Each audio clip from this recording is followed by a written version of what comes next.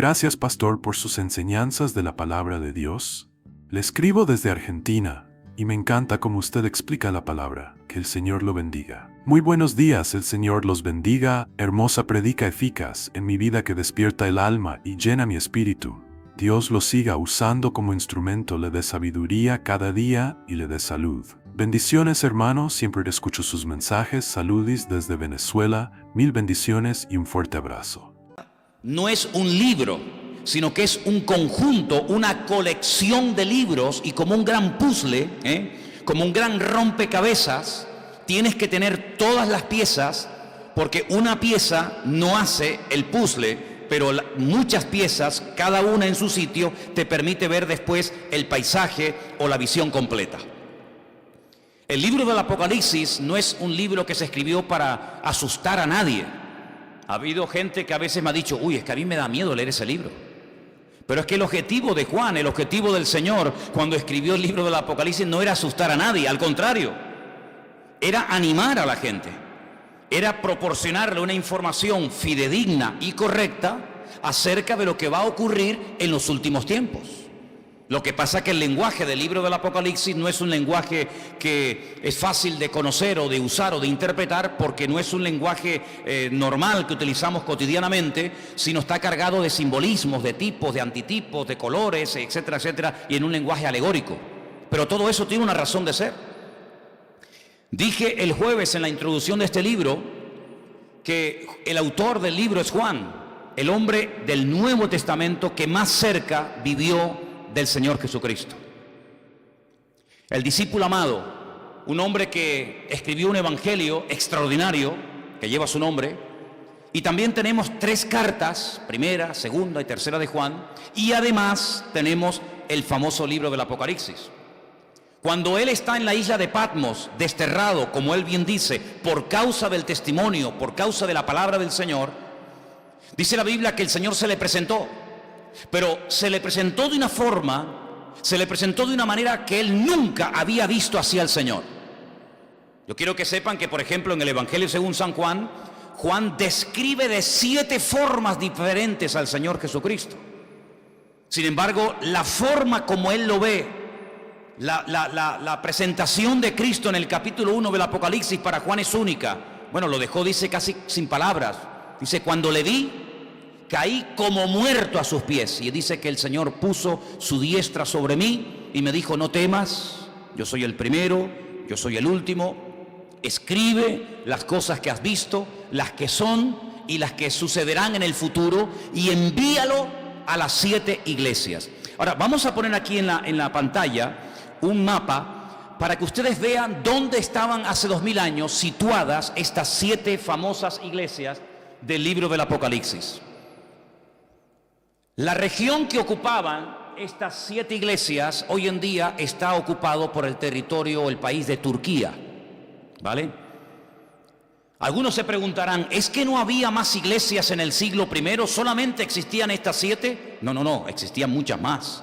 Por ejemplo, aquí no se habla de la iglesia de Corinto, no se habla de la iglesia de Tesalónica, no se habla de los hermanos de la iglesia en Roma. Claro que existían muchas congregaciones, probablemente cientos, no sé si miles, pero cientos seguro. ¿Por qué entonces solamente el mensaje que recibe Juan va dirigido a estas 7 iglesias que tenemos ahí? Que son Éfeso, Esmirna, Pérgamo, Tiatira, Sardis, Filadelfia, y como pueden ver aquí abajo, la iglesia de Laodicea. ¿Quién fundó estas iglesias? ¿De dónde nacieron estas congregaciones? Bueno, de estas 7 ciudades que ustedes ven aquí abajo a mano izquierda, ustedes ven Éfeso. De todas las ciudades que había allí, la más importante, sin lugar a dudas, era la ciudad de Éfeso. Una ciudad enorme, una ciudad llena de templos, una ciudad donde el libro de los Hechos dice que el apóstol Pablo estuvo 2 años viviendo allí. Cuando Pablo llegó a la ciudad de Éfeso, que está en Asia Menor, no había obra, no había una congregación, no había una comunidad, pero él se encuentra, entre comillas, casualmente con un pequeño grupo de 12 creyentes que cuando se los encuentra les hace una pregunta muy interesante. ¿ustedes cuándo recibieron el Espíritu Santo? Y ellos le dijeron, no, nunca hemos oído hablar del Espíritu Santo. Extraño, ¿no? ¿En qué fueron ustedes bautizados? Y ellos le respondieron a Pablo, nosotros fuimos bautizados por Juan el Bautista. Cuando Pablo les hace esa pregunta a ese grupo de hermanos, ya hace 25 años que Juan el Bautista había muerto. Luego ellos son ex discípulos de Juan el Bautista y fueron bautizados en Israel por Juan el Bautista en el río Jordán.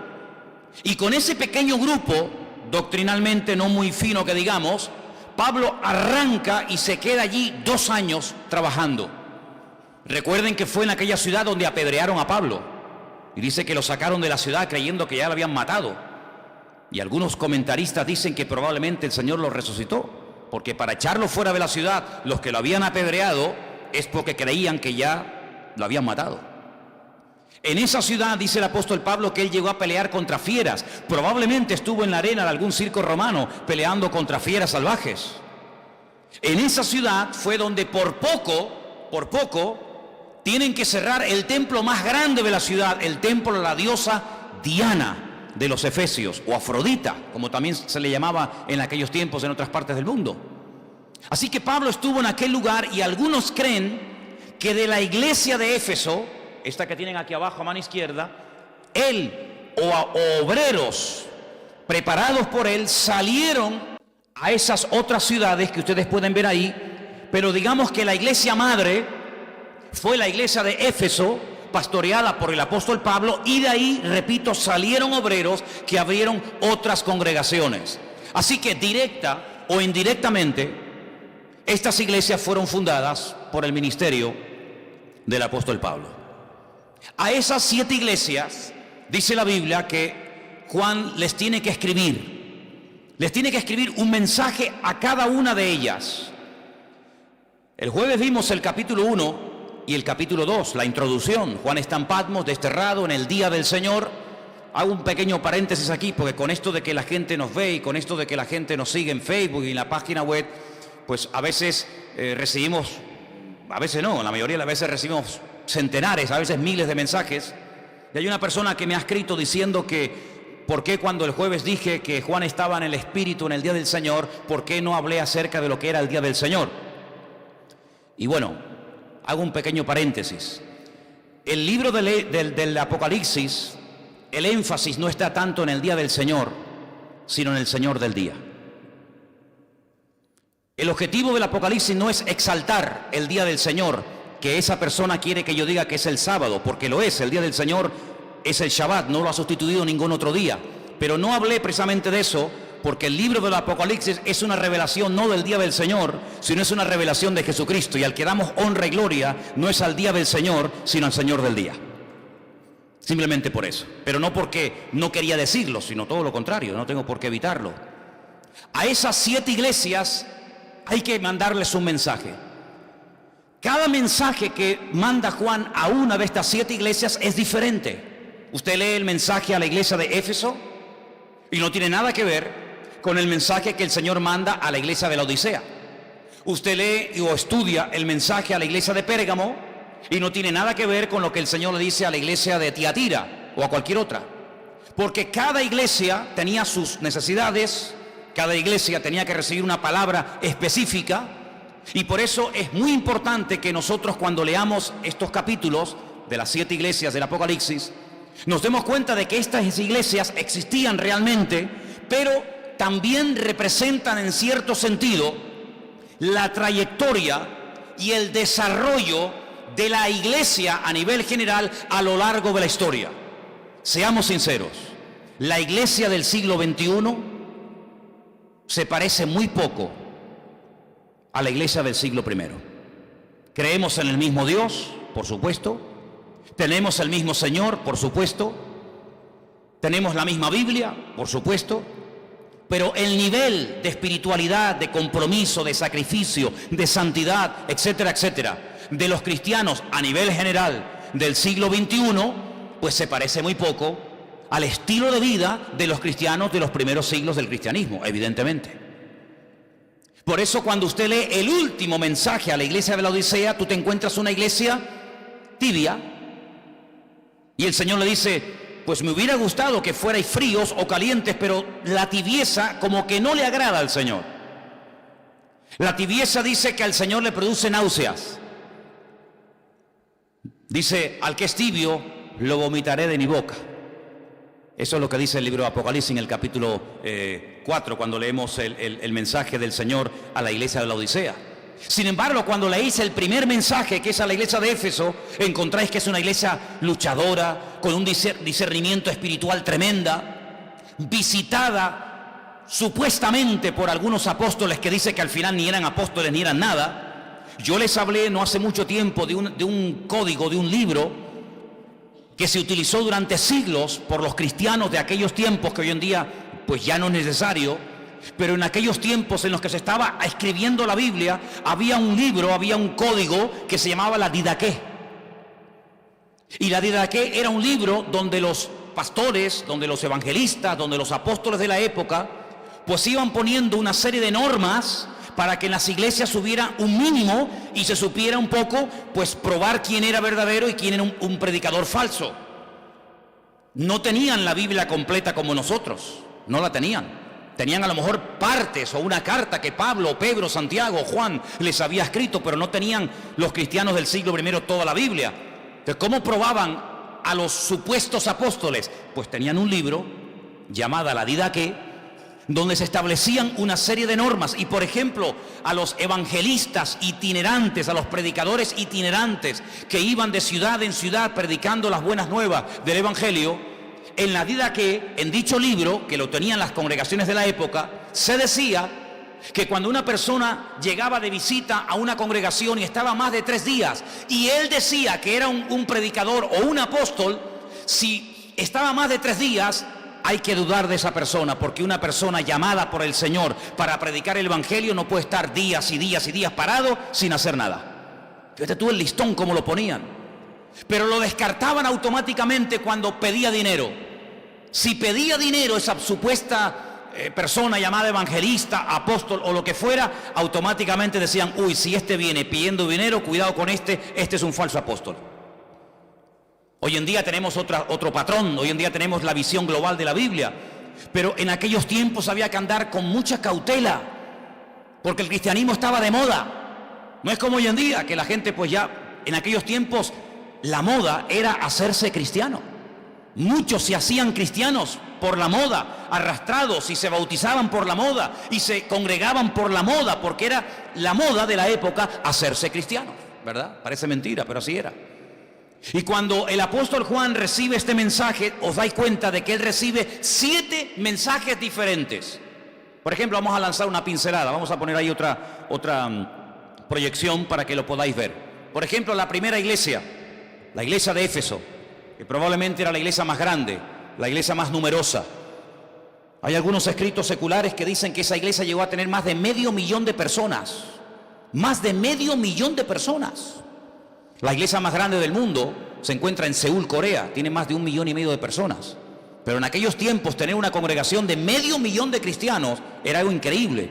Pero en esa iglesia, que es la primera, la iglesia de Éfeso, pues, aunque pérdida del amor, ¿no? Es una iglesia que el problema principal era que habían perdido su primer amor. Habían perdido su primer amor. El Señor, vamos a ver después, habla cosas muy interesantes, cosas muy bonitas, pero dice, pero yo tengo contra ustedes que ustedes han perdido el primer amor, y nadie puede perder algo que no tuvo. Si usted pierde las llaves, porque un día tuviste unas llaves. Si tú pierdes salud, es porque un día tuviste la salud. Si tú pierdes un hijo, es porque un día tuviste un hijo. Si ustedes han perdido el primer amor, es porque lo tuvieron, pero por razones X lo han perdido. Ese era el problema principal de la iglesia de Éfeso. Habéis cambiado, habéis trabajado muchísimo, habéis trabajado, habéis sufrido, habéis tenido paciencia, etcétera, etcétera, pero habéis menguado. Y entonces el Señor llama al arrepentimiento a esa congregación. Sin embargo, la iglesia de Esmirna, ya veo, pérdida del primer amor, perdón. La iglesia de Esmirna recibe una palabra de advertencia. A veces el Señor viene a nuestra vida no con una promesa, no con una palabra de ánimo, sino con una palabra de advertencia. Cuidado, cuidado, que te puede pasar esto, esto, esto y aquello. Como la Biblia es un libro tan variado, tan completo, hay momentos en los que necesitas una palabra de ánimo y aquí hay miles. Pero hay momentos en los que necesitamos una reprensión y aquí también hay. O hay momentos en los que el Señor tiene que advertirte de un peligro. Cuidado con este, cuidado con aquella, cuidado con esta situación, cuidado que te puede pasar esto. Y la Biblia también advierte de posibles peligros, porque lo que el Señor quiere es que andemos en los principios de la Biblia y no aprendiendo a base de palos o a base de errores. Amén, hermanos. Ese era el problema y ese era el mensaje que necesitaba oír la iglesia de Esmirna. Pero sin embargo, la iglesia de Pérgamo era una iglesia que le había dado lugar a falsas doctrinas, a falsas enseñanzas, y estaban haciendo muchísimo daño a la congregación. Falsas doctrinas. Cuando creemos en la verdad, como dice aquí, nos hace libres. La verdad trae gozo. La verdad trae libertad, trae alegría, trae paz. Pero cuando creemos en mentiras, creyendo que son verdades, nos podemos convertir en un esclavo. Y ese era el problema de esta congregación. Falsas doctrinas. Algunos dirán, pero ya en el siglo I, ¿ya había falsas doctrinas? Siempre ha habido falsas doctrinas, siempre ha habido fraudulentos. Y en aquellos tiempos, por supuesto que también. La iglesia de Tiatira le permitía a una persona que se llamaba Jezabel, a una mujer. Por eso, para entender el Apocalipsis, uno tiene que conocer bien el Antiguo Testamento, porque esta persona llamada Jezabel, este nombre ya aparece en el Antiguo Testamento. Hay otra mujer que se llama Jezabel, y para conocer un poquito por dónde van los tiros, pues uno tiene que conocer a veces el pasado para poder interpretar el presente del libro Apocalipsis. En esta congregación había mala enseñanza, también falsas doctrinas, pero era una mujer que se le había permitido dar falsas profecías, crear una falsa expectativa en la congregación. Y dice que llegó a enseñar cosas que en el Concilio de Jerusalén, capítulo 15 del libro de los Hechos, se habían prohibido. Sin embargo, parece que el pastor de la iglesia como que le toleraba a esta señora que dijera y que enseñara lo que quisiera, y estaba despedazando a la iglesia, y ese era el mensaje que ellos necesitaban escuchar. Sin embargo, cuando vamos a la iglesia de Sardis, el problema es que la iglesia de Sardis, así de claro te lo digo y de directo, era una iglesia que estaba muerta. Muerta. ¿Puede morir una iglesia? Pues bueno, la Biblia dice, tenéis nombre de que viven, pero sin embargo estáis muertos. Una iglesia muerta. Una iglesia que vivía de las glorias del pasado. Una iglesia que se fue apagando, hasta que definitivamente se apagó la luz y terminó muriendo. Tremendo, ¿no? Una iglesia que empezó seguramente tan bonita, tan bien, tan animada, y terminó muerta completamente. Sin embargo, la iglesia de Filadelfia no recibe una reprensión, sino recibe un reconocimiento por parte del Señor, recibe una palabra de ánimo. ¿Por qué? Porque es una muy buena congregación, es una iglesia preciosa, es una iglesia muy buena. Y entonces el Señor lo que hace es que le anima a que sigan adelante, a que no tiren la toalla, sino que sigan adelante a pesar de las pruebas y dificultades por las cuales pueden pasar. Pero sin embargo, la iglesia de la Odisea no era una iglesia que se había introducido falsas enseñanzas o falsas doctrinas, sino era una iglesia tibia, una iglesia conformista, una iglesia sin expectativas. Un grupo de creyentes que habían perdido la presencia del Señor y no se habían dado cuenta. ¿Cuántas veces podemos perder algo y hasta que no nos hace falta no nos hemos dado cuenta que lo hemos perdido? ¿Verdad? ¿Cuántos padres a lo mejor van a la playa y se entretienen y cuando hacen así se dan cuenta de que el niño o la niña ha desaparecido y se desesperan buscándolo? Bueno, hay un pasaje en la Biblia, en el Evangelio según San Lucas, donde dice la Biblia que José y María subieron una vez a Jerusalén a celebrar una de las fiestas bíblicas, y dice que cuando volvieron, pues a los 3 días se dieron cuenta de que el niño no estaba con ellos. Creían que estaba con los familiares, creían que estaba con la gente, y sin embargo lo habían perdido y no se habían dado cuenta. Hay en el Antiguo Testamento pasajes y personajes que perdieron, sí hermanos, perdieron la presencia del Señor de su vida y no se habían dado cuenta. Por ejemplo, Sansón, un personaje del Antiguo Testamento que dice que el Espíritu de Dios, es decir, la gracia, la presencia del Señor ya no estaba con él y él no se había dado cuenta. Claro, había pecado tanto, había jugado tanto con el fuego, que al final se terminó quemando. Y así estaba la iglesia en la Odisea, ni dentro ni fuera, ni sí ni no, ni fu ni fa, tibia, totalmente tibia. Y el Señor dice, oye, venga fríos o venga calientes, pero la tibieza como que al Señor no le cae muy bien, que digamos. Ahora, me llama la atención que los mensajes que las iglesias de Asia Menor, que ya hemos puesto antes el mapa ahí, que son 7, iban a recibir, son mensajes diferentes, con una presentación diferente, con un mensaje diferente y con una recompensa diferente. Fíjate qué curioso. Cuando ustedes lean los primeros capítulos del Apocalipsis, capítulo 1 y capítulo 2, van a ver que cuando el Señor se presenta en la isla de Patmos a Juan, se presenta, dice que Juan lo vio, dice que sus ojos eran como llama de fuego, sus pies como el bronce bruñido. Estaba vestido con una túnica y dice que era blanca con un cinturón de oro, y también dice que sus cabellos eran blancos como blanca lana. Dice que como que de su boca salía una espada aguda de doble filo, y cuando hablaba dice que era como estruendo de muchas aguas. Esas formas, esas características, esos detalles de cómo se presentó el Señor Jesucristo a Juan en la isla de Patmos, es la forma como se presenta el Señor a las diferentes iglesias. Vamos a verlo. Abrir vuestra Biblia por Apocalipsis 2. Y el primer versículo dice: escríbele al ángel de la iglesia en Éfeso. La palabra ángel en hebreo es la palabra malaj. La palabra malaj, melajim en plural, significa ángel, significa mensajero, significa enviado, pero a veces cuando se mandaba a un profeta para dar un mensaje en especial, a ese profeta que se le mandaba se le llamaba malaj, porque un malaj es un enviado. Y entonces en vez de utilizar la palabra roé, que sería la palabra pastor, se emplea la palabra malaj. Es decir, escríbele al enviado, escríbele, permítame, al responsable de la iglesia el siguiente, y que él, cuando lo reciba por escrito, se lo comunique a su congregación. El mensaje a Éfeso dice: escríbele al ángel de la iglesia en Éfeso. Y ahora dice: el que tiene las 7 estrellas en su diestra, el que anda en medio de los 7 candeleros de oro, dice esto.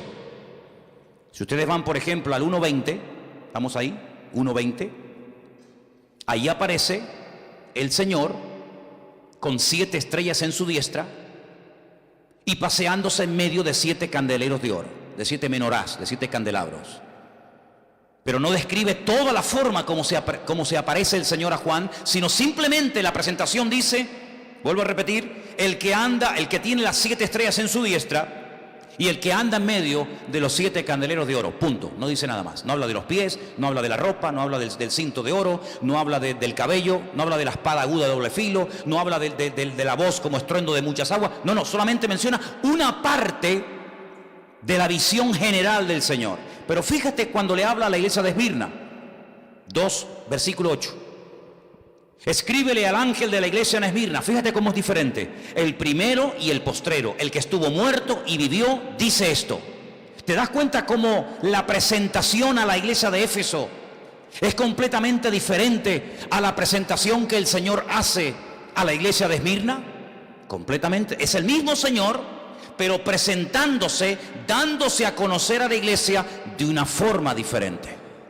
Mira, por ejemplo, lo que dice en el versículo 12. Mensaje del Señor a la iglesia de Pérgamo. Escríbele al ángel de la iglesia en Pérgamo y escribe lo siguiente: el que tiene la espada aguda de 2 filos dice esto. Otra presentación diferente. ¿Es otro Señor? No, es el mismo, pero se puede presentar de diferentes maneras, concretamente de 7 formas diferentes. Es como el arco iris, 7 colores. Es como cuando proyectas a través de una gota de agua un rayo de luz.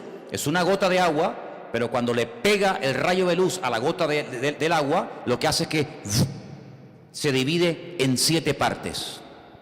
No es que haya 7 gotitas, y unas azul, unas verde, unas violeta, no. Es una gota de agua que golpea un solo rayo, pero cuando golpea, cuando atraviesa la gota de agua, se divide en 7 partes diferentes. No son 7 señores, hay un solo Dios, hay un solo Señor, Dios es uno, pero las formas como se presenta a cada una de las iglesias es diferente. Si ves el mensaje a Tiatira, versículo 18, dice: escríbele al ángel de la iglesia en Tiatira, el Hijo de Dios, el que tiene ojos como llama de fuego y pies semejantes al bronce bruñido, dice esto. El mismo Señor, pero ahora hablando desde otro punto de vista. Mensaje a la iglesia en Sardis, capítulo 3, verso 1. Escríbele al ángel de la iglesia en Sardis, el que tiene los 7 espíritus de Dios y las 7 estrellas, dice esto. Otra presentación diferente. Mensaje de la iglesia en Filadelfia, versículo 7, 3:7. Escríbele al ángel de la iglesia en Filadelfia. Esto dice el santo, el verdadero, el que tiene la llave de David, el que abre y ninguno cierra, cierra y ninguno abre. Finalmente, la iglesia de la Odisea, capítulo 3, verso 14.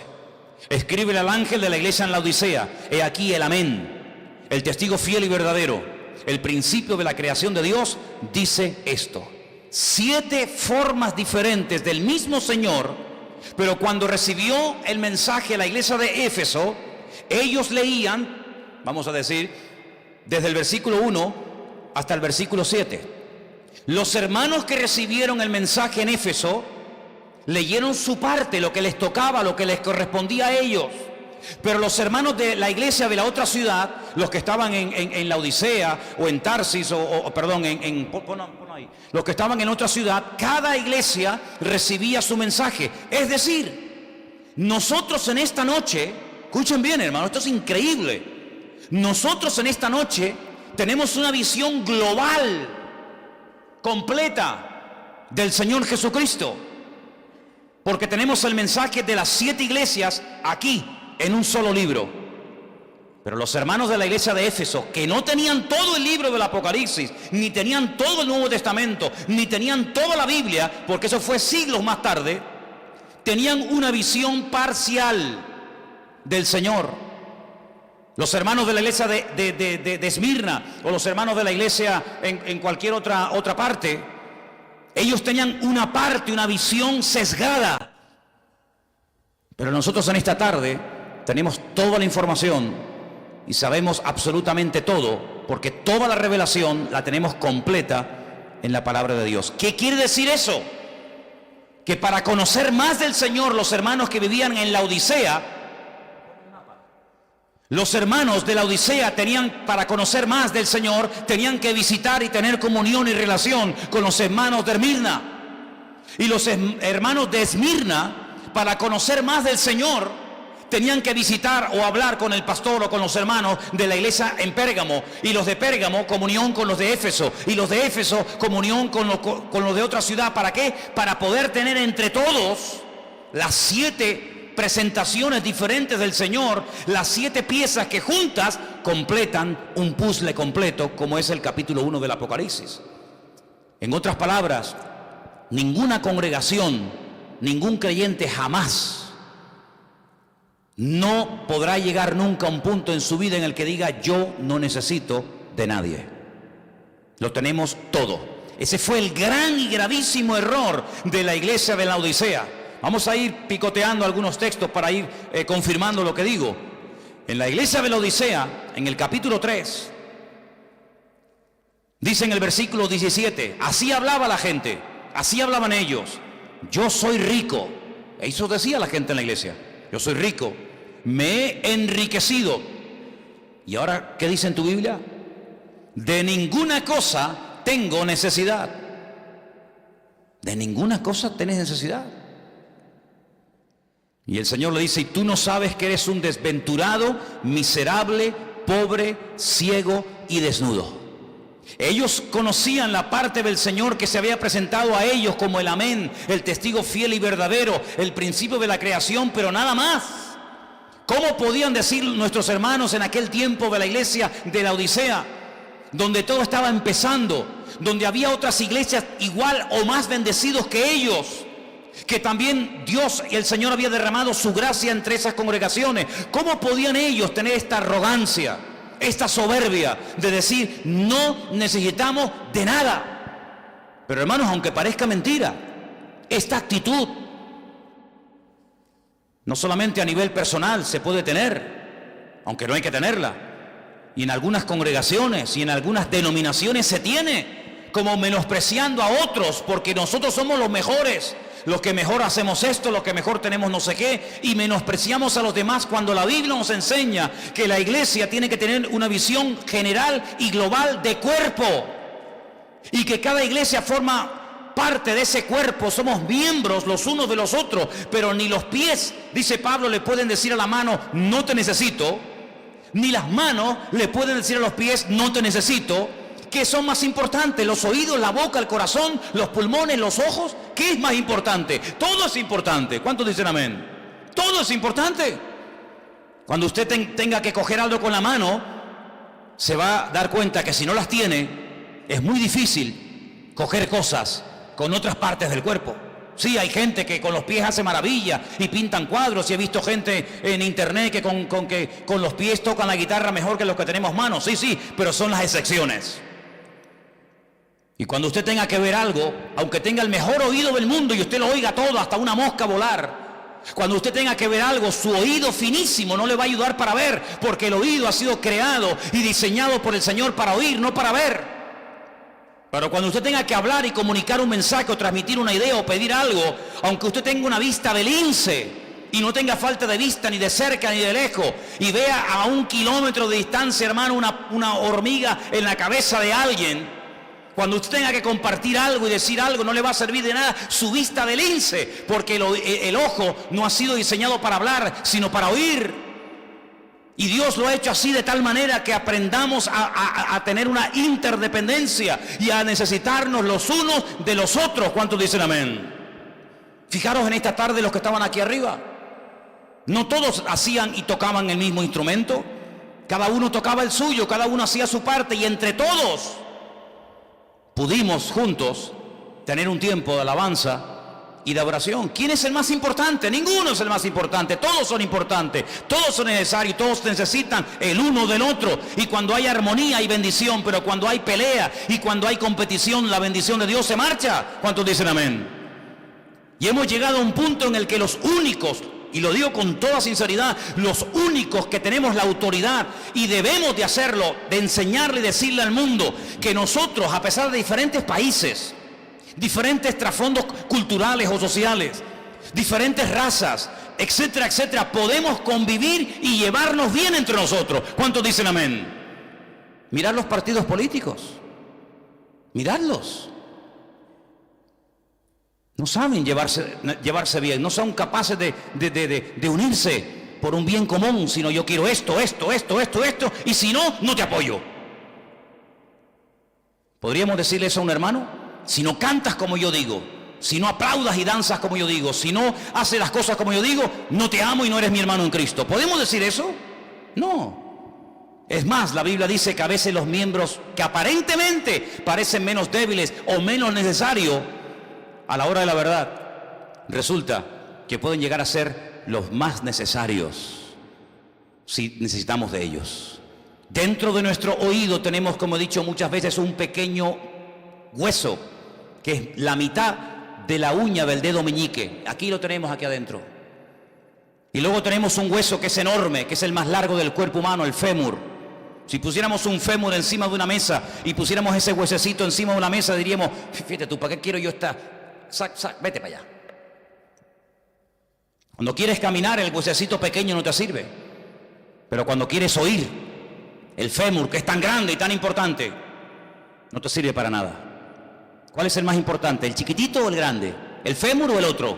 Los dos son importantes. Depende de lo que vayas a hacer. Una cosa depende de la otra. Y el Señor ha diseñado el cuerpo humano con una diversidad de músculos, una diversidad de huesos extraordinario, para que tengamos un punto de referencia, algo que podemos ver y decir, así como es mi cuerpo y necesito de todos los miembros de mi cuerpo, así también debería de ser el cuerpo de Cristo, que es la iglesia, necesitándonos todos los unos a los otros. Pero no solamente el Señor se presentó a las iglesias de 7 formas diferentes, y ahí vemos lo variado y lo amplio que es nuestro Señor, sino que además también podemos ver 7 formas diferentes o una serie de formas diferentes de cómo a lo largo de la historia Satanás va a atacar al creyente y al pueblo de Dios.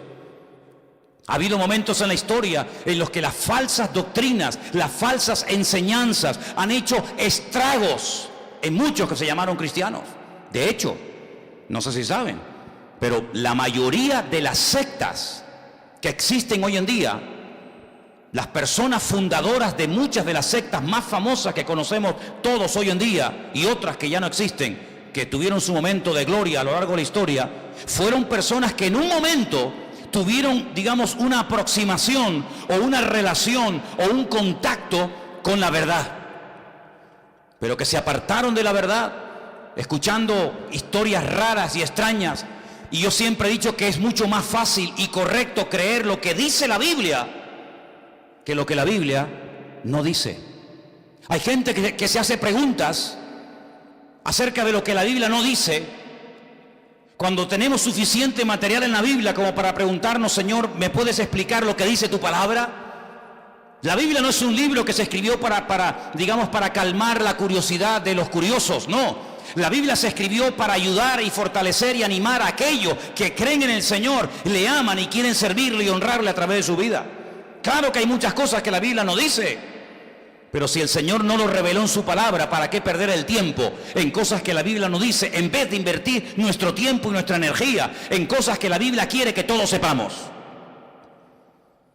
Es muy importante estos mensajes a las 7 iglesias del Apocalipsis, porque encontramos una expresión que se repite en todas las iglesias. La presentación es diferente, el mensaje es diferente, cada pastor era evidentemente diferente, la recompensa es diferente, pero hay algo que el Señor le repite y le dice a todas las iglesias. Vamos a verlo. Capítulo 2, verso 7, léalo conmigo. ¿Qué dice? El que tiene oído para oír, oiga lo que el Espíritu dice a las iglesias. Es una obligación oír. Yo dije en una ocasión que hay un verbo en hebreo que tiene una doble interpretación. En español tenemos un verbo para cada cosa, pero en esta ocasión el verbo obedecer y el verbo escuchar, prestar atención, es el mismo. Es el mismo. Y por el contexto, usted tiene que saber interpretar si dice obedecer o dice escuchar. Pero cuando dice escuchar, es escuchar para obedecer. No es escuchar para decir: vale, ya te oí, pero después hace lo que te da la gana. No, en la Biblia cuando nos dice escucha, es que escuche para obedecer, y si no, mejor que no escuches. Porque hay gente que dice: no, si yo respeto, está bien, pero yo voy a hacer lo que me dé la gana. Es que el concepto de escuchar, el concepto de prestar atención en la Biblia, no es decir: ya sé la información, gracias. No, el concepto en la Biblia de Shema, de escuchar, de prestar atención, es: presta atención y escucha para luego obedecer, pero no para que luego haga lo que te dé la gana. Y a todas las iglesias le dice lo mismo: escuchen, obedezcan lo que el Espíritu dice a la iglesia. Se lo dice a la iglesia de Esmirna, versículo 11. El que tiene oídos para oír, ¿qué dice? Oiga lo que el Espíritu dice a la iglesia. Versículo 17. El que tiene oídos para oír, oiga lo que el Espíritu dice a la iglesia. Y 7 veces a las 7 congregaciones les dice: escuchen, presten atención, obedezcan lo que el Espíritu le está diciendo a la iglesia. En otras palabras, el mensaje que hay detrás de esto es: adapten su estilo de vida a la Biblia y no intentes adaptar la Biblia a tu estilo de vida.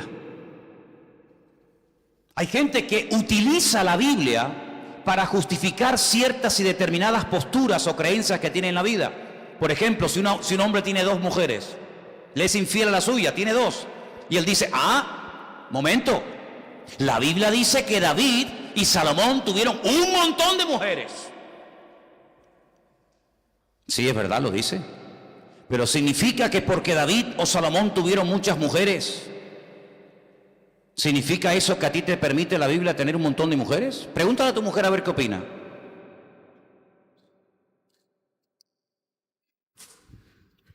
No, es que la Biblia dice que una vez un hombre de Dios estuvo con una ramera. Luego yo esta noche me puedo ir con prostitutas.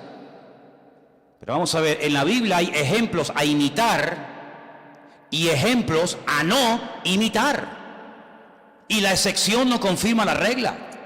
No significa de que tú vas a justificar tu desorden porque otras personas pecaron igual o peor, sino que tiene que ser una advertencia para tu vida. Si hubo una mala madre, no imites los ejemplos de las malas madres, sino que sean de advertencia para que usted sea una buena madre.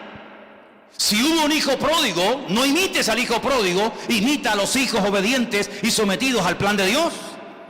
Si hubo un mujeriego, un borracho, un despilfarrador en la Biblia, que eso te sirva de advertencia y que te abra los ojos para que no sigas tú su ejemplo, porque si por esa regla de 3, entonces ¿por qué no imitas a Judas? Y sales esta tarde, te vas ahí al Parque Don Quijote y te ahorcas. ¿Te das cuenta que muchas veces queremos justificar nuestros pecados, a veces incluso condenando a otras personas? Cuando a veces le dices a una persona, mira hermano o hermana, lo que estás haciendo no está bien, ¿eh? Sí, pero hay gente que peca más que yo. Le dijo una vez Juan, el autor del libro del Apocalipsis, al Señor, le dijo Pedro al Señor, Señor, ¿y qué de este? El Señor le acababa de decir a Pedro que iba a morir crucificado. Y a Juan no le decía nada. Entonces Pedro se queda mirando al Señor y le dice, Señor, a mí me has dicho que voy a morir crucificado. Está bien. ¿Y a este? Y le dijo el Señor, a ti, ¿qué más te da este? Tú déjalo a él y tú sígueme. La vida cristiana no se vive de la manita de nadie. Independientemente del ejemplo bueno o malo que te den otros que se llaman cristianos, a quien tú tienes que seguir, imitar y obedecer es al Señor. Y cuando veas a alguien que está haciendo las cosas mal y se llama cristiano, que a ti te sirva de advertencia para no cometer los mismos errores que él o que ella. Porque a lo mejor él o ella los está cometiendo por ignorancia, pero tú lo estás cometiendo deliberadamente porque has tenido un botón de muestra y no has prestado atención al mal ejemplo de esa persona que te está dando. Por eso es muy importante en la Biblia adaptar nuestra vida a la Biblia, nuestro vocabulario, nuestra forma de hablar, nuestra forma de pensar. ¿Por qué? Porque Dios no tiene que seguirnos a nosotros, somos nosotros los que tenemos que seguir a nuestro Dios, obedecerle a Él, adaptarnos a Él. Vamos a leer, por ejemplo, el mensaje del Señor a la primera iglesia, ¿les parece? Capítulo 2 de Apocalipsis.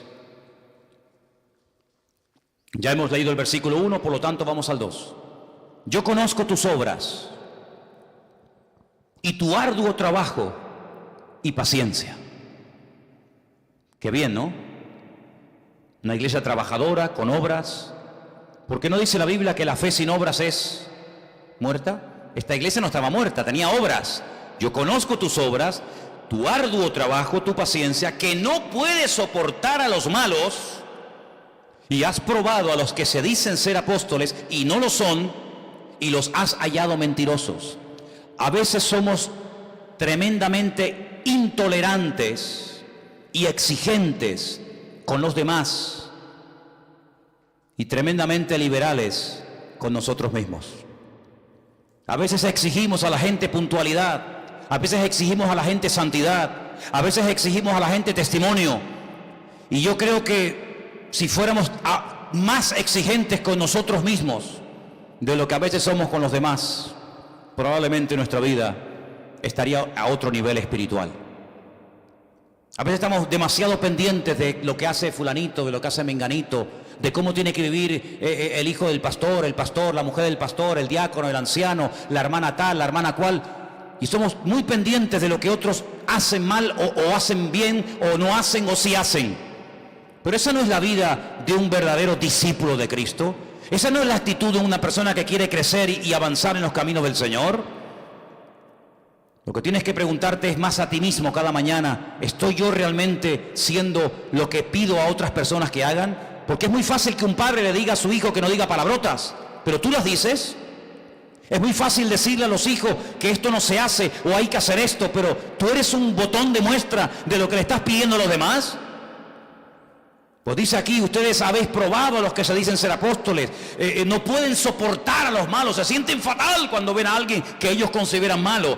Habéis sufrido, versículo 3, habéis tenido paciencia, habéis trabajado arduamente por amor de mi nombre y no has desmayado. Oye, pues hasta ahora, si aquí se parara el texto sería una maravilla. Pero no sé si os habéis dado cuenta, ahora yo voy a comenzar por segunda vez el mes de febrero un estudio, unas clases de hermenéutica. Ya se dieron en su momento.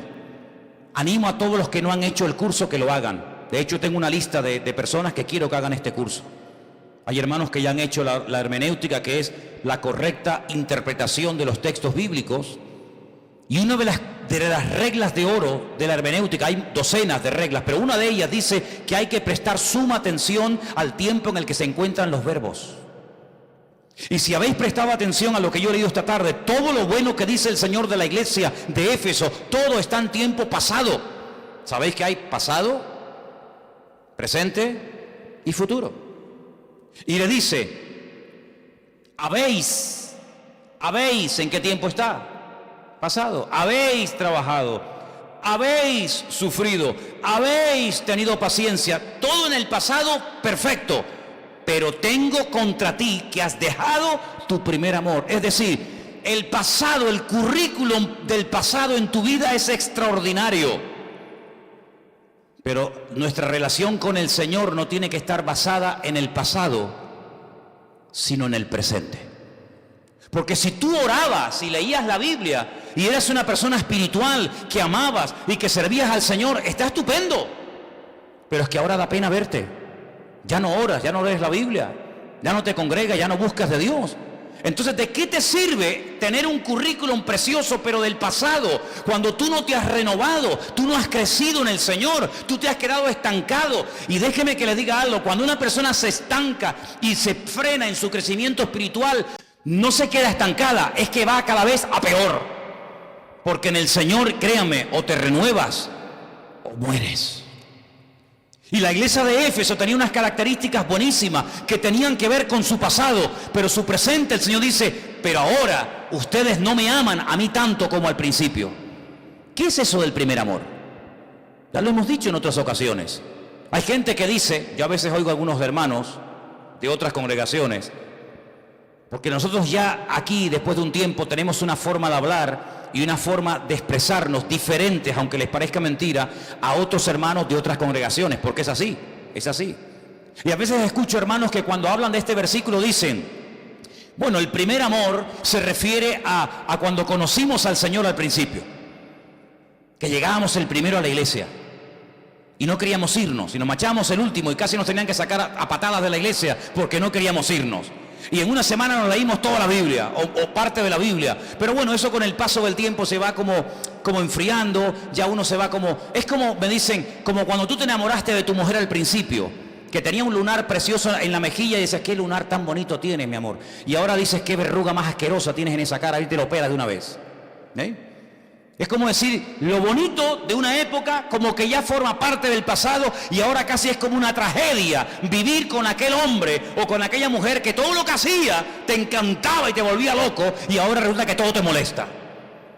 Y esa es la explicación que algunos dan del primer amor. Y yo digo, ¿y a ti quién te enseñó eso? Porque eso no significa eso. Eso no es así. Es mucho más sencillo. No te compliques la vida. El primer amor. ¿Qué es lo primero? Lo que antecede a todo lo demás. Después hay un segundo, un tercero, un cuarto, todo lo que tú quieras. Pero hay un primer, hay un orden. Y en nuestra lista, en nuestras prioridades, lo primero en nuestra vida tiene que ser nuestro amor a nuestro Dios. Eso es lo que es el primer amor. Y olvídate de que si el primer año uno estaba enamorado del Señor y después, porque si tú para recordar un tiempo de gloria tienes que retroceder 20 años atrás, porque hoy tú no amas tanto al Señor ni deseas servirle hoy como hace 20 años, tú estás enfermo y tú tienes un gravísimo problema en tu vida. Tú tienes que hoy amar y estar más loco por el Señor y por su palabra y por su servicio y por su obra que hace 30 años atrás. ¿Sí o no? Porque si no, ¿qué te motiva a ti? ¿Qué te mueve a ti? Casi es como una tortura, ¿no? Ser cristiano, cuando dice la Biblia que el gozo del Señor es nuestra fortaleza. Si yo no estoy hoy más animado que hace 20 años atrás, yo tengo un serio problema en mi vida. Si tu matrimonio hoy es una rutina, si tú estás porque no te queda más remedio vivir con ese hombre y con esa mujer, tu vida, perdóname, tiene que ser una tortura. Acostarte con un hombre y con una mujer que no amas. ¿Hablar de qué? Con un hombre que desprecia y que no sientes nada por él o por ella. Tiene que ser terrible. Pero cuando tú estás con una persona que amas, a pesar de las diferencias, evidentemente, pero que hay un amor, es una maravilla, ¿sí o no? Estoy hablando un japonés yo esta tarde aquí, hermano. Porque aménes o esta tarde está ahí flojito, ¿eh? ¿Cuántos dicen amén? Ah, bueno, menos mal. Amén. Porque lo puedo decir más fuerte, pero no más claro, como dijo el otro, ¿verdad? El primer amor. Un día un doctor de la ley en Israel le dijo al Señor, ¿cuál es el primer mandamiento? Porque en la Biblia hay 613 mandamientos. No me los sé todos de memoria, evidentemente. Pero hay 613, solamente en el Antiguo Testamento. Y le están preguntando al Señor por el primero. Y el Señor dijo, el primer mandamiento es amarás al Señor tu Dios con todo tu corazón, con toda tu alma y con todas tus fuerzas, y a tu prójimo como a ti mismo. Si cumples con estos dos mandamientos, has cumplido con toda la palabra, con toda la ley y con todos los profetas. Todas las mañanas cuando el judío se levanta, cuando el niño tiene uso de razón y comienza a balbucear las primeras palabras, lo primero que le enseña su padre al niño antes de cualquier otra cosa en la vida es Shema Israel Adonai Eloheinu Adonai Echad. Escucha Israel, el Señor nuestro Dios, uno es. Y le dice, Ve'ahavtai Adonai Elohecha bechol levavecha bechol nafshecha uchol meodecha. Amarás al Señor tu Dios con todo tu corazón, con toda tu alma y con todas tus fuerzas. Eso es lo principal en la vida. Cuando empezó la Segunda Guerra Mundial, muchos judíos dejaron a sus hijos en conventos católicos para que los criaran los católicos y no murieran sus hijos en campos de concentración. Y cuando muchos de esos padres dejaron a sus hijos, les dijeron, hay dos cosas que ustedes tienen que recordar durante toda su vida. Pase lo que pase, nos volvamos o no a ver. Primero, que ustedes son judíos, ustedes son judíos. Y segundo, recuerden esto, lo que les acabo de decir. Escucha Israel, el Señor nuestro Dios uno es, y amarás al Señor con todo tu corazón, con toda tu alma y con todas tus fuerzas. Y los dejaron a esos niños en aquellos conventos católicos en la Europa de aquellos años. Terminó la Segunda Guerra Mundial. Muchos de los padres que dejaron a sus hijos en aquellos conventos católicos murieron en campos de concentración. Nunca más volvieron a reencontrarse con sus hijos. Un rabino muy famoso que vivía en la ciudad de Tel Aviv, él dijo, yo he oído que centenares de niños fueron dejados en monasterios católicos, en conventos católicos, para que no fueran víctimas del holocausto nazi. Y él se propuso ir a buscar a esos niños para llevarlos a Israel y que se criaran como judíos. Él comenzó a visitar docenas y docenas de monasterios católicos en todas partes de Europa. Y cuando llegaba a los monasterios les decía al abad, al responsable del monasterio, vengo a buscar a esos niños judíos que se dejaron aquí hace años.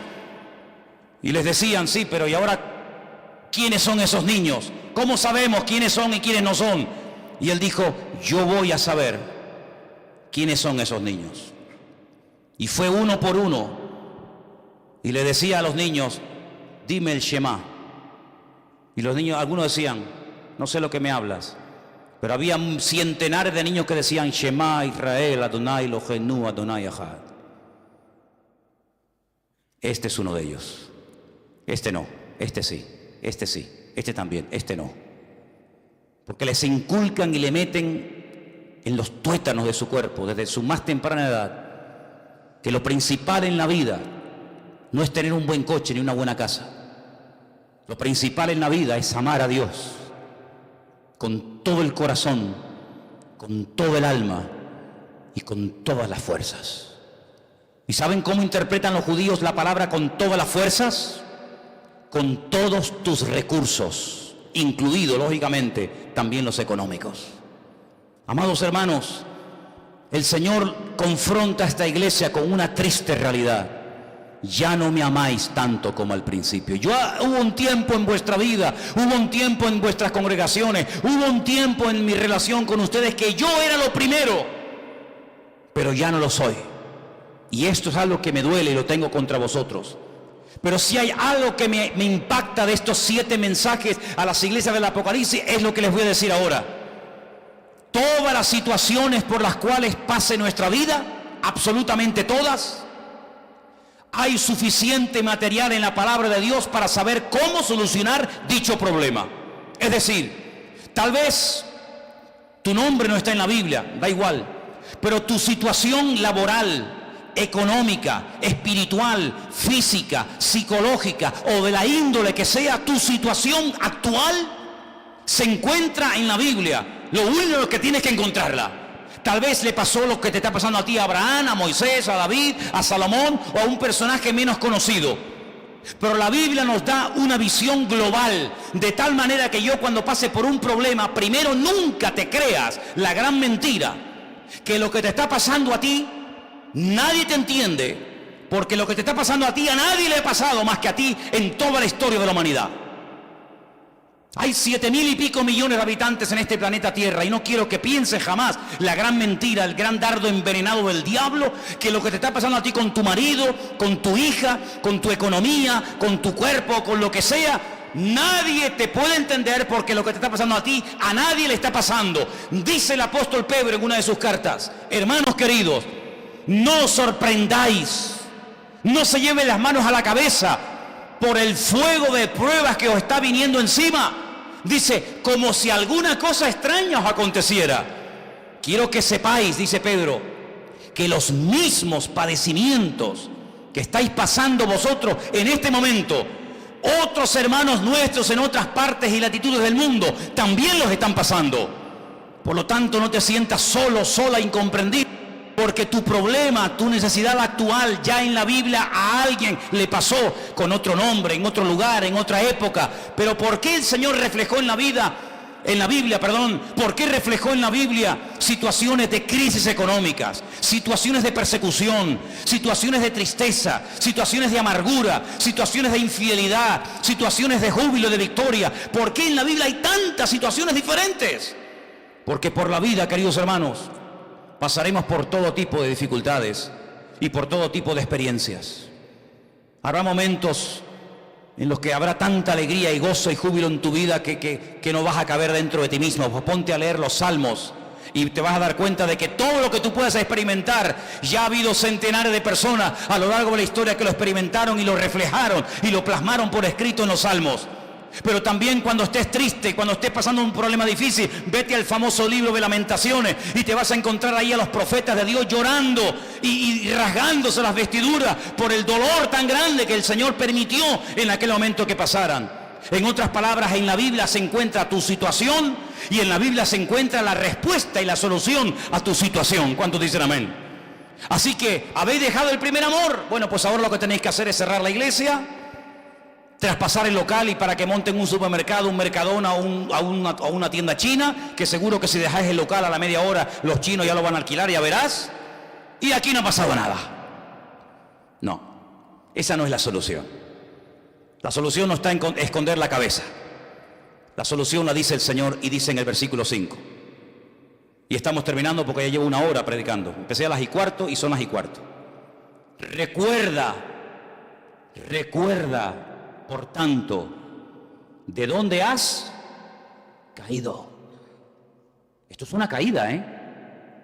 Recuerda de dónde has caído y arrepiéntete. Porque si te acuerdas dónde empezó tu ruina, dónde empezó tu mal y no te arrepientes, simplemente te vas a atormentar porque sabes lo que hiciste mal, pero no vas a cambiar.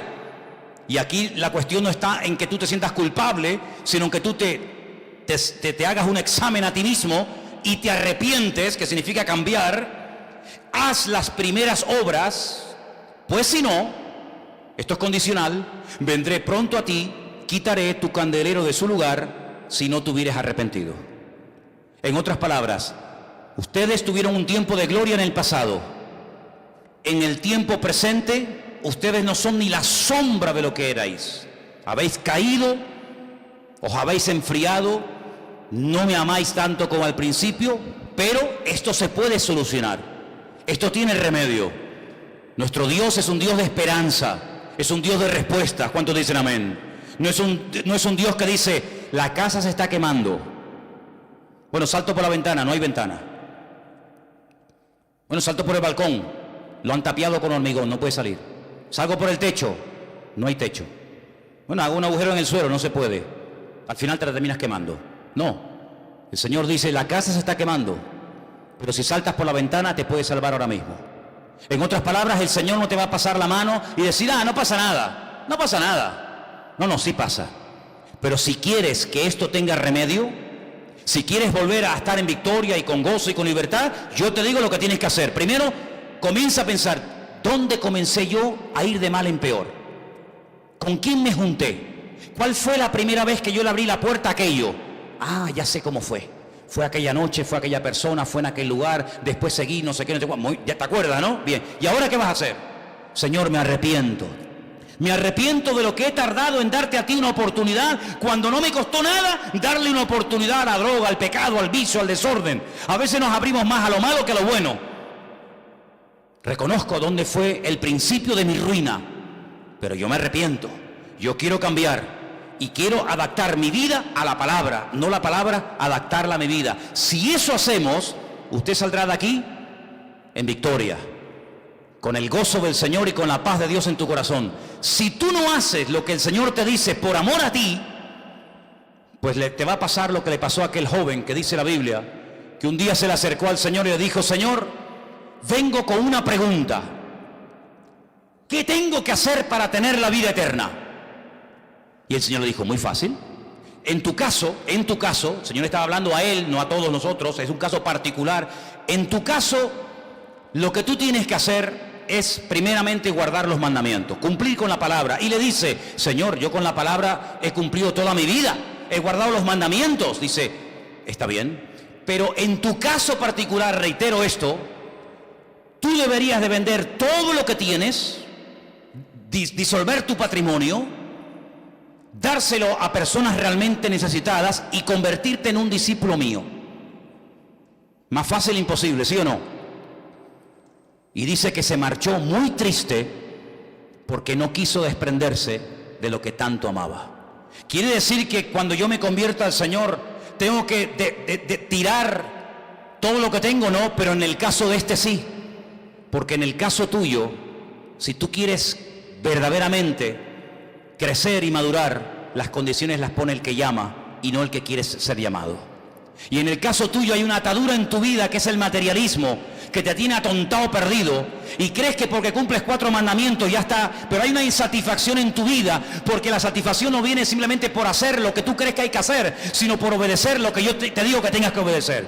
Y en tu caso particular tienes que romper las amarras, tienes que quemar las naves, tienes que atreverte a vivir por fe y seguirme a mí. Y dice que se fue triste, y es la única persona en toda la historia de la Biblia, la única, que se fue peor de lo que vino. ¿Por qué? Porque quería hacer, perdonen, lo que le daba la gana y no hacer caso a lo que el Señor le decía.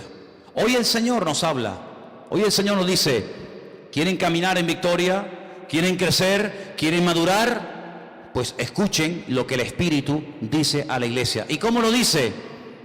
Pues hombre, llevo